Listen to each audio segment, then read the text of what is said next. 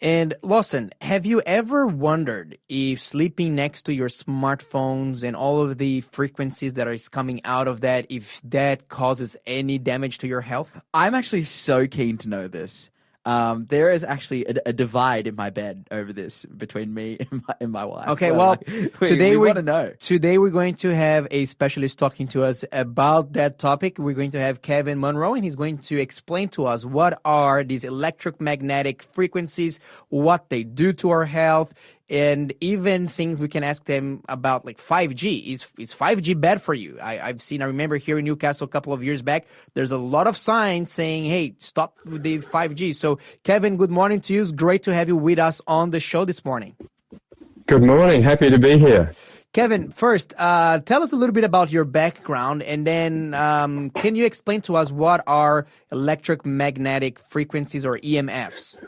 Sure. First of all, I'm not a specialist in this. I'm just a consumer that has an interest. Okay. And my background is I've been a dietitian for 30-odd years, and after that, for 5 years, I was in the emergency management arena, natural disasters, that sort of thing. Okay. So tell us a little bit. So it looks like you have been researching about that topic for a long time. What have you found out? So let's start from the basics. What are these frequencies? Well, the electromagnetic fields are just electric fields and magnetic fields that travel in space. That's what the word radiation means. They just travel in space. And examples would be microwaves, would be visible light, would be things like television transmissions, and of course, mobile phones. Okay. And are these things dangerous? Are they, because it looks like there's a number of electromagnetic radiation that is, as you mentioned, like light itself, it's not harmful. No. But are there some kinds of radiations that do cause harm? Well, there are. They basically divide them into two categories, what's called ionizing radiation and non-ionizing radiation, or EMFs. And the ionizing ones have high energy, and they're supposed to be able to modify atoms and can be dangerous to human tissue. Non-ionizing are supposed to be low energy, and they won't affect atoms adversely. But that's where the controversy is. Okay, so all right, so let's look at inside of the typical home. What elements, what materials, what items do emit these frequencies, and how do we know if they are ionizing or non-ionizing? Well, EMFs occur in the home via lights, wiring in walls, appliances such as fridges, microwaves, kettles, your Wi-Fi router, your mobile phones, all those sorts of things will create EMFs in your home. Okay. And which ones of them produce the strongest frequencies or ionizing frequencies?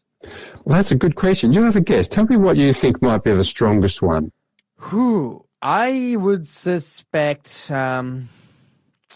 What do you think, Lawson? I think that cell phones, maybe Wi-Fi routers would be a guess as well. I'd imagine a Wi-Fi router because you've got all those connections kind of in the home. Maybe? You're pretty close. I think that older microwaves would be your top emitter. Yeah. Okay. 100%. Yeah, producer Shell is kind of saying here that she knew it. Yeah. So the old one, top emitter. Does that mean that the newer ones they don't emit so much radiation? The ones we've tested, they seem to emit less radiation, EMFs.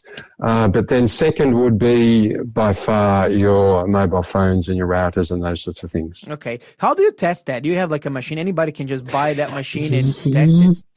Yes, I've got this fabulous little gadget. And I'm going to turn it on here and put one of my earpods to it. Can you hear that? We can't hear it. No. Yeah, I can hear a little squeak. I think. Yeah, that's the gadget that I've just turned on, and it's measuring radio frequencies, and you can measure electric fields with it, magnetic fields with it, and radio frequencies. All right. If you search online, you'll be able to find gadgets that will do this, but this is called a tri-field EMF meter. Okay. So how much would one of these set you back, roughly? Are we talking about thousands They're of not dollars? cheap. No, it'll probably be delivered to your home $350. Okay. Oh, actually, Michelle is showing us that she actually has one. They Yeah. have one. Oh, that's really cool. So someone in our Yes, studio, it's they've got one here. How cool is that? There you go. You guys are very well equipped here. So Excellent. So tell me more about that. So you mentioned, so how according to the scale, what would be like a harmful radiation frequency? What would be not so harmful? Do we know that? Well, there are standards that are set by government, and then when you get this particular gadget, it's got a brochure on how to use it, and it has there a little paragraph on what's a safe level, and they give you their levels below which very few symptoms happen in human beings. Mm-hmm. And they say something very interesting. They say that legal maximum exposure levels are much higher than the levels described in this leaflet. Okay. All right. And so can you give us an that, example of what are the maximum legal levels for radiation versus the ones that this manufacturer claims to be the real maximum values? Let me do that. I've got that calculated because I thought you'd ask that. Okay. Legal maximum exposures for electric fields in Australia are around, say, 10,000 volts per meter. For magnetic fields, it is, it's 1,000 milligauss. Now, those terms don't mean much to you, but I'm coming to something. And for radio frequency, it's 2 to 10 watts per meter squared. Okay. But if you compared with the standards in the brochure that comes with a little gadget, for electric fields, the official standards are about 2,000 times higher than in the brochure with the gadget. For magnetic fields, the Australian standards are 20 times higher. And for radio frequencies, the Australian standards are 2 to 50 times higher than the brochure in the gadget box. So what? So you made who actually regulates that? How does that regulation work? Does the United Nations have anything to do with that? How do we know? Who sets these limits? Well, there's an international body called the what is it now? It's called the International Commission for Non-Ionizing Radiation Protection. This body is supposed to be an independent body. It's Germany-based, and the WHO defers to them. They are supposed to be the independent experts in it. And every now and then they put out a paper. They did it in 1998. The last one was 2020. And they said, these are the safe limits. The problem is they have apparently have some strong links to industry. The second thing is they don't look at all the data.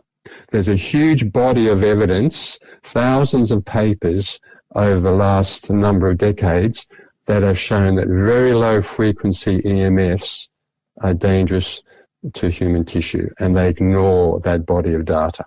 Okay, but can we trust? Because one of the things that people often ask is they say, okay, there are studies, but how are these studies done? Because there are studies and studies. So can you tell us like a study that have shown, how strong are these studies that shown that these low radiation EMFs are connected to poor health outcomes? Like how did they test that? Well, they test it by doing animal studies, number one. They test it by doing epidemiological studies, which is on population groups rather than individuals.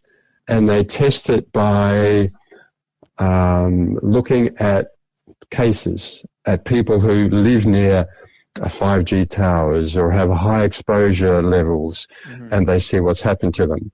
And they also test it by the quality of the studies. There are certain criteria as to what studies are reliable, good quality studies, and they use all those things and they come up with an idea of, well, is this legit? Does it work? Does it not work? Is it something I should be worried about?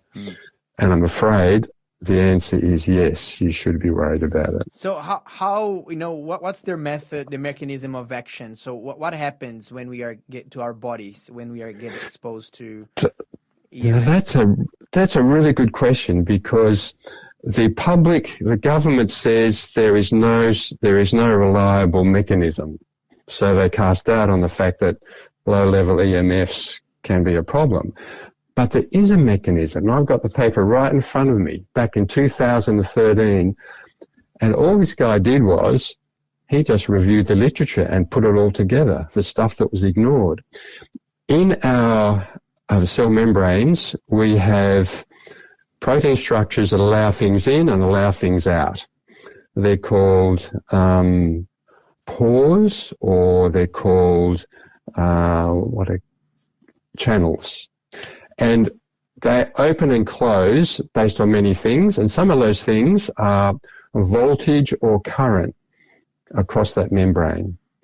And when EMFs hit our body, they produce a voltage or a current change on these pores, and they can open those pores and let things in, a flood of calcium in, for example, that can have detrimental effects and a cascade of detrimental effects. And that's how it does its adverse effect. And what's the 5G controversy about? So why were so many people, worried about 5G, and have these worries been proven true at any level? 5G is pretty new technology. And at the moment, they're using lower frequencies than is capable for 5G.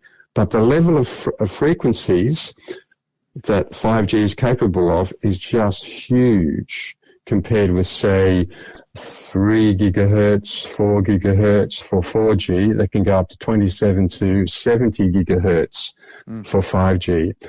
And the wavelength of the EMFs is a lot shorter. They're millimeter lengths, which means they carry a whole lot more energy. And so they can impact human tissue a lot more than any other generation of radio frequencies. They've done research on it as well. And the research shows, yes, the impact is significant. When people live near 5G towers, they get all these neuropsychiatric problems. When they move away from the towers, guess what? They disappear. So what can we do to manage that risk or to limit our exposures? What's some tips that you can give? You can limit exposure by a number of very simple ways. Distance is your best friend. So if you are in bed at night with your wife and you've got your mobile phone on one side and she's got hers on the others and hers is off and yours is on, you're in trouble. If you live near a smart meter, your bedroom's near a smart meter, and you think you're getting symptoms, you might want to move your bedroom or move the smart meter. By smart meter, you mean the electric meter? Yeah. Okay. Smart meter on your electric box. Yeah. Your fuse box. You can decrease the duration of your calls. You can use earbuds that are wired, not earbuds that are Bluetooth. Don't carry it in your pocket, your phone that's on.